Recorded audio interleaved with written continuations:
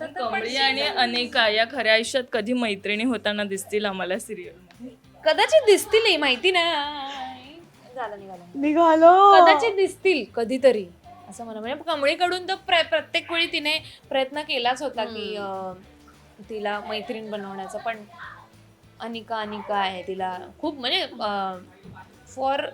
म्हणजे तिचे पण काही रिझन्स आहेत त्याच्यामुळे तिचा स्वभाव तसा आहे, तर त्याच्यामुळेच ते कमळी आणि अनिकाचं पण असं जुळून अजूनही आलेलं मला असं नाहीये. वाटतं की अनिकाने सर असं हे केलं, मनातून द्वेष वगैरे काढला आणि चांगली लाईक हे केलं तर बनवू शकतील, पण पण अनिका ऐकायला तयार नाही. इतकं सोपं नाहीये ते.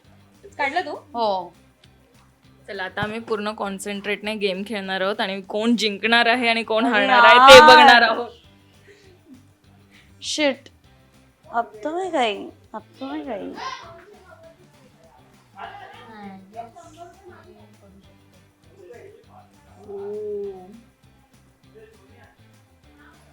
नाही पडलं भाई, आता मी येईन. मला वाटलेलं की झालं.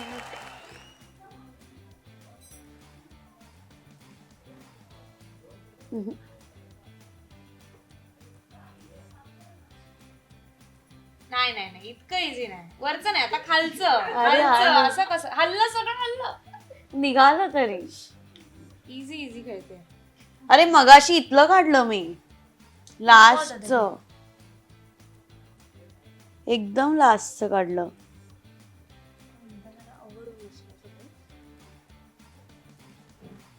मे बी हा ऑरेंज निघू शकतो.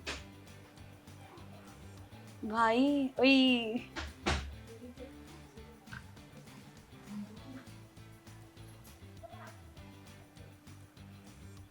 बापरे,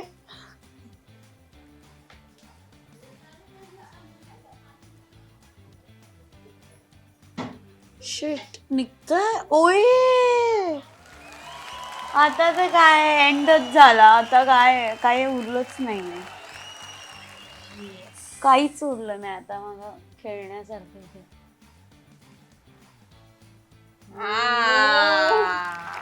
भाई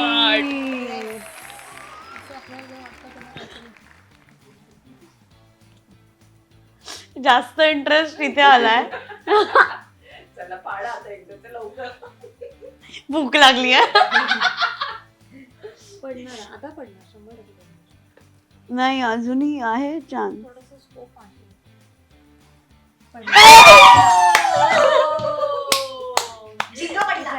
ह्याचा स्कोप होता, पण वरती सगळं झालं. जे साक्षीच्या गाणं एंड करू. झेंगा झेंगा झेंगा. तिने इथे चेअरअप करायला वेगळेच होते, पण मला तिला एक गाणं गायचं. Yes. पण मला तुमच्या सगळ्यांकडनंच ऐकायचं खरं तर. हा आता सगळ्यांचा मिळून इंटरव्ह्यू झाला. मैत्री ही तुमच्या आयुष्यात खरं तर काय? हे आलेच इंटरव्ह्यू मध्ये घुसून आले दोघी. वाट बनवून. त्यांना माहिती होतं बरोबर. मैत्री खूपच निखळ प्रेम आणि खूप महत्त्वाची आहे, कारण की आपण विश्वासानेच ती बिल्ड होते, कारण आपल्या आयुष्यात आपले खूप असे प्रसंग असतात जिथे आपल्याला असं फील होतं की मित्रच आहेत, ते आपल्याला समजून घेतात आणि प्रत्येक गोष्टीला ते आपल्याला शाबासकी देतात, आणि ते असे मित्र हवेत की जे शाबासकी पण देतात आणि वेळोवेळी तुम्हाला ती जाणीव पण करून देतात, जसं मी साक्षीला जाणीव करून देते प्रत्येक गोष्टीची. असे मित्र पण हवे असतात, नाही का? असं काही नाही. तर हे दोन्ही सांगणारे असे मित्र, विश्वासू मित्र असायलाच हवे प्रत्येकाला. पण फ्रेंडशिप हे एक वर्ड मध्ये काय? खूप वर्ड जात तशी तर, पण I would say life line, कारण की कधी कधी इतकं डिफिकल्ट मोमेंटमध्ये आपण ट्रॅप्ड असतो, अटकलेलो असतो, तेव्हा एखादा फ्रेंडच लाईफ लाईन म्हणून तुम्हाला हेल्प करतो. सो आय वुड से या लाईफ लाईन. आणि फ्रेंडशिप आहे तरच लाईफला अर्थ आहे ना. If you have no friends तर मग अर्थच नाही आहे, असं होतं. येस, तुमच्यासाठी मैत्री काय? मी सांगेन, माझ्यासाठी मैत्री म्हणजे एक हे आहे, काय म्हणतात, अंडरस्टँडिंग.